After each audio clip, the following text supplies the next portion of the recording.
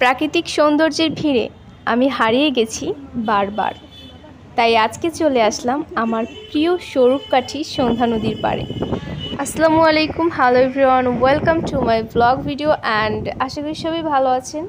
আমিও আলহামদুলিল্লাহ অনেক বেশি ভালো আছি। আর এই যে দেখতে পাচ্ছেন আমার ফ্রেন্ড সার্কেল, আর এখানে আমার বান্ধবী ক্যামেরা বের করে একটু ঢং করতেছিল।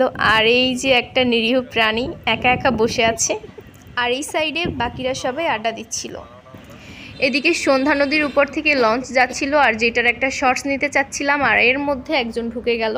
যাই হোক, কিছু করার নাই। ক্লাস 5-এ আমরা যখন বোর্ড পরীক্ষা দিয়েছিলাম, সেই ছোটোবেলা থেকে আমরা ফ্রেন্ড।